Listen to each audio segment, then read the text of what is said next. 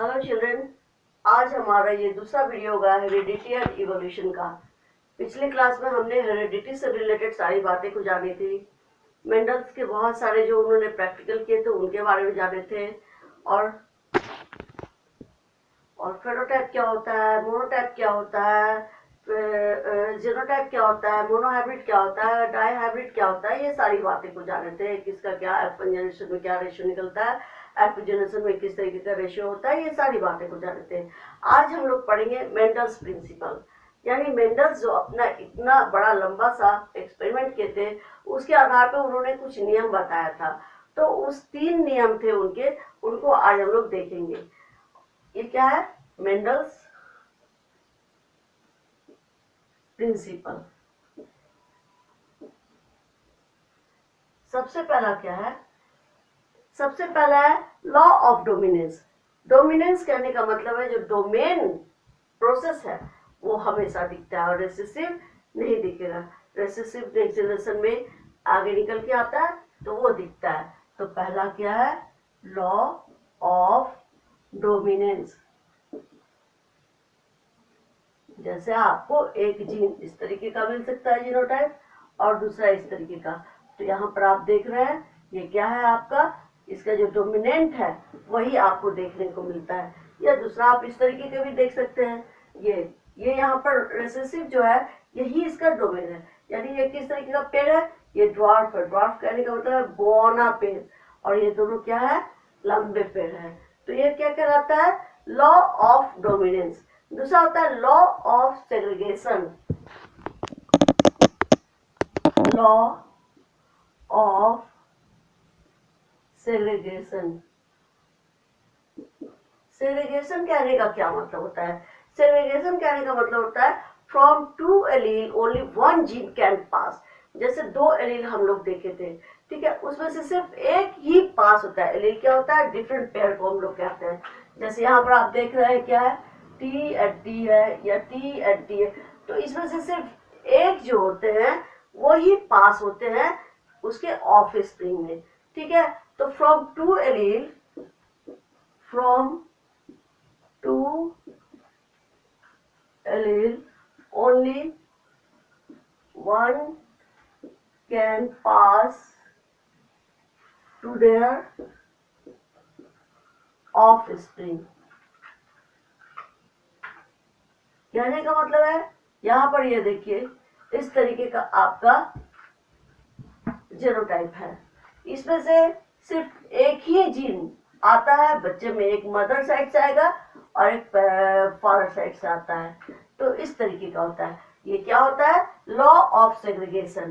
पहला हम लोग पढ़े लॉ ऑफ डोमिनेंस, दूसरा है लॉ ऑफ सेग्रीगेशन, और एक थर्ड और लास्ट होता है लॉ ऑफ इंडिपेंडेंट। क्या है? Law of independent.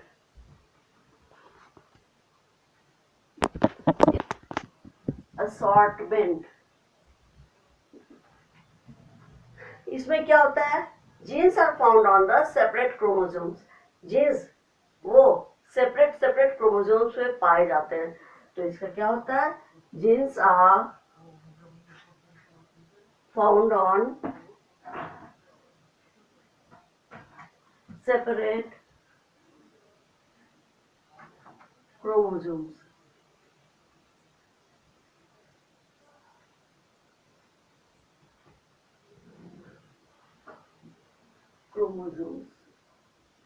ठीक है, ये होता है। तो ये 3 जो थे मेंडल्स प्रिंसिपल से जो आपके एग्जाम में पूछे जाते हैं।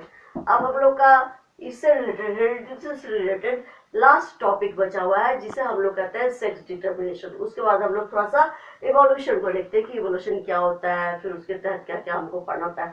तो ह्यूमन बीइंग का हम लोग सेक्स डिटर्मिनेशन देखते हैं कि मेल बच्चे आते हैं या फीमेल बच्चे आते हैं, क्या होता है, कैसे होता है।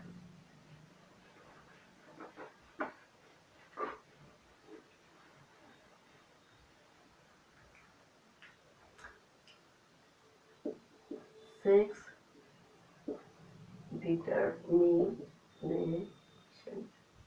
एक्चुअली ह्यूमन बीइंग के पास कितने नंबर्स ऑफ क्रोमोसोम्स होते हैं, ये बहुत बार पूछा जाता है।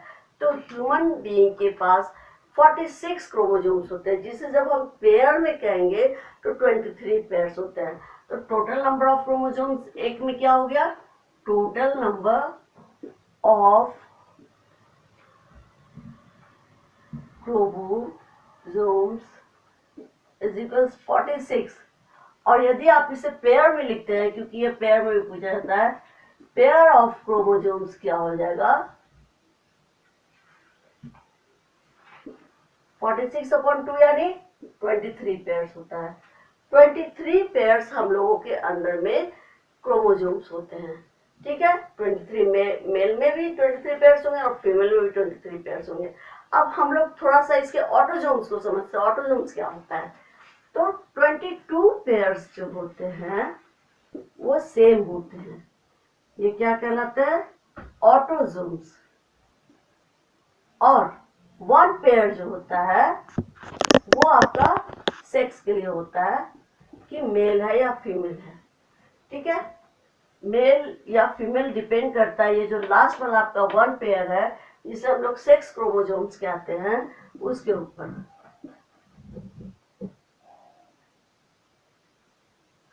फिर क्या होता है, 23 पेयर्स जो होते हैं इस तरीके से, 22 पेयर्स तो दोनों में सेम होता है, मेल का भी और ये फीमेल का भी, दोनों में सेम होता है। अब क्या होता है, यदि आप मेल को कंसीडर कर रहे हैं तो उसके जो सेक्स क्रोमोसोम होते हैं वो XY होते हैं और फीमेल के क्या होते हैं, XX होते हैं, ठीक है। तो जब प्रोसेस ऑफ क्रॉसिंग होता है तो उसमें ये XY को क्रॉस करवाया जाता है XX के साथ। अब यदि ये इसका ये जो जीन क्रोमोसोम है उसका इस मेल के फीमेल के इस क्रोमोसोम के साथ होता है तो XX, यानी जो फीमेल का अभी हम देख रहे हैं यहाँ पर सेक्स क्रोमोसोम्स वही हो रहा है, यानी यहाँ फीमेल बेबी होगा। फिर ये इसके साथ यदि इसका फर्टिलाइजेशन होता है तो क्या हो जाएगा, XY, यानी क्या हो गया, ये मेल हो जाएगा। फिर उसी तरीके से यहाँ पर भी इसके साथ हो जाएगा तो क्या हो जाएगा, XY, यानी मेल हो जाता है। तो किस तरीके का हमारा सेक्स डिपेंड करता है, ये जो मतलब सेक्स क्रोमोसोम के ऊपर हम लोग बता सकते हैं कि सेक्स डिटरमिनेशन किस तरीके से होता है, ठीक है। स्टार्ट है। अब हम लोग देखते हैं इवोल्यूशन क्या होता है। इवोल्यूशन मतलब क्रमिक विकास।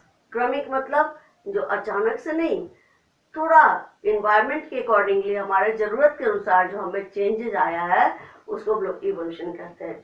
या इसके हम लोग इस तरीके से भी डिफाइन कर सकते हैं, given rise to more complex body design even simple one design is continue.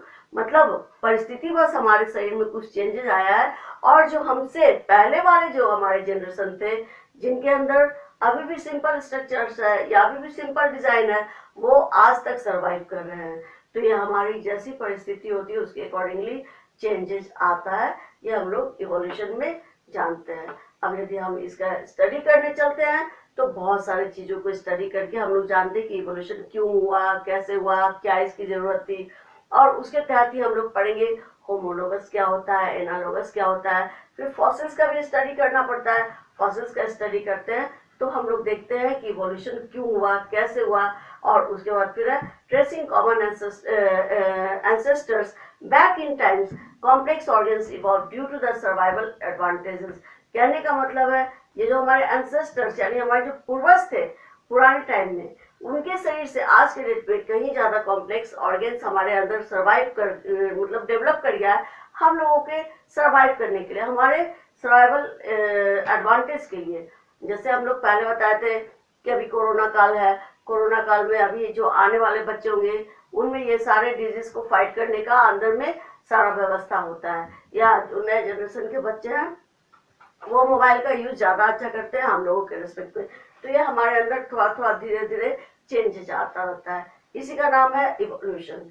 और जो पुराने सिंपल स्ट्रक्चर है वो भी सर्वाइव कर रहे हैं और जो नया स्ट्रक्चर है जिसमें काफी चेंजेस आया है वो भी सर्वाइव कर रहे हैं। सपोज दैट आप यहाँ से बहुत स्ट्रगल वाले जगह में जाते हैं, सपोज दैट आप चले जाते हैं जहाँ का क्लाइमेट बिल्कुल चेंज हो, अमेरिका, तो हो सकता है वहाँ के क्लाइमेटिक फैक्टर्स की वजह से आपके कलर में थोड़ा दिन बाद कुछ चेंजेस आने लगे, आपके फिजिकल अपीयरेंस में थोड़ा बहुत चेंजेस आने लगे, तो ये सब क्या होता है इवोल्यूशन कहलाता है। और धीरे धीरे फिर आपके वो जीन में समा जाएगा और आपके उससे जो आने वाले जो ऑफ स्प्रिंग है उनमें ये सारा फीचर्स भी जा सकता है। और हम लोग अब जानते हैं होमोलोगस क्या होता है।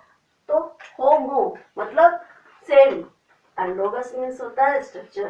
तो यहाँ पर इसको हम लोग अच्छी तरीके से समझेंगे। Homologous same structure but different functions. Homo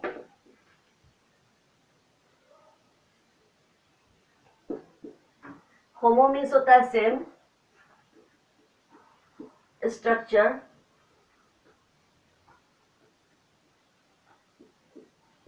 but different functions.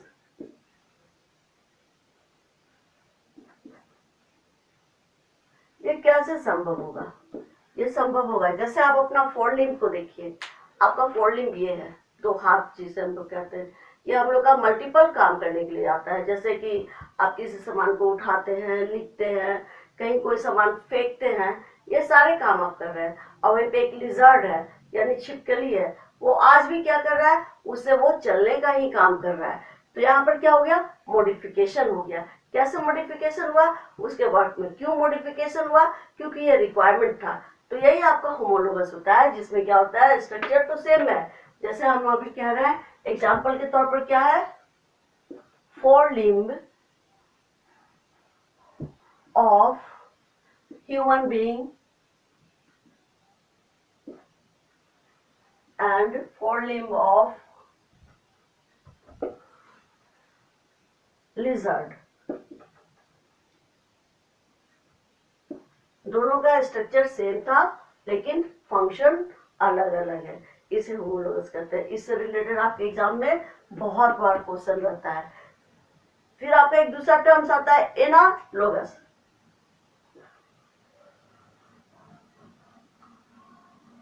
जी इसका जस्ट रिवर्स है, यानी स्ट्रक्चर क्या होगा उसका डिफरेंट होगा लेकिन फंक्शन क्या होगा, सेम होगा।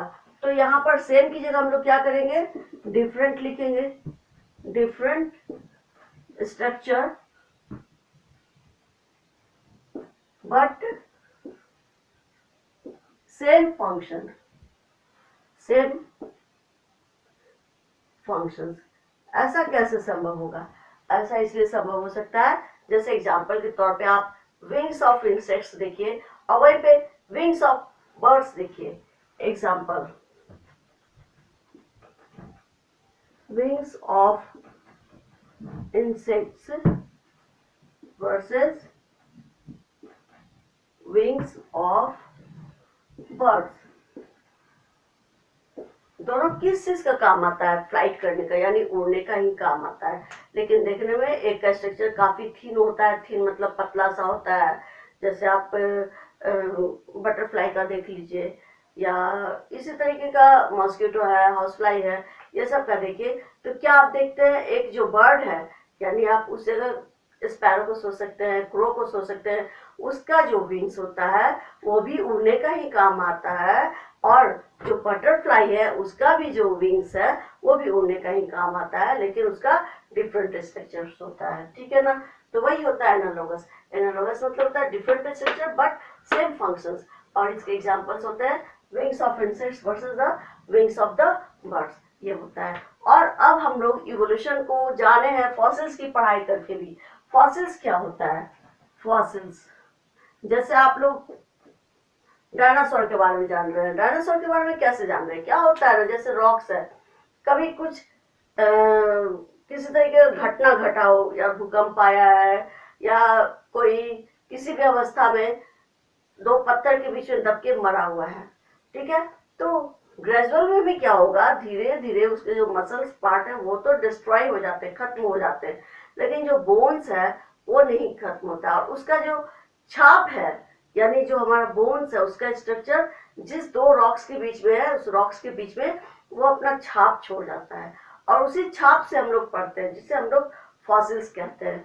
तो दो रॉक्स या दो स्टोन्स के बीच में जो भी एनिमल आया है उसका जो बोन्स बचा हुआ है, उसका जो छाप होता है उसको हम लोग पढ़ते हैं। तो जब हम लोग देखें तो उसके तहत बहुत सारी चीजें कि हम लोग जाने, उससे हम लोग ट्रेस किए कि हमारे एंसेस्टर्स बैक टाइम में कैसे थे और आज के डेट में हम लोग कैसे। तो तो वो भी आपको पढ़ने में मदद करता है फॉसिल्स, उसके थ्रू भी हम लोग इवोल्यूशन को जाने हैं। तो इवोल्यूशन को क्या होता है, ये सारी चीजें होती है। और इसमें आज इतना ही है, और इसके बाद अब हम लोग नेक्स्ट वीडियो में देखते हैं।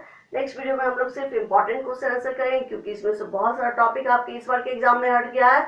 इस बार के एग्जाम को आपको इजी बनाने के लिए गवर्नमेंट की तरफ से ऐसा आदेश है कि बहुत सारे टॉपिक्स को हटाया गया है। तो जो टॉपिक्स हटा दिया गया है उसको हम इसमें शामिल नहीं किए हैं, सिर्फ उसी टॉपिक को शामिल किए हैं जिससे आपका क्वेश्चन बराबर आता है। और नेक्स्ट वीडियो में हम लोग सिर्फ इंपॉर्टेंट क्वेश्चन को देखेंगे। Till then, bye and stay safe.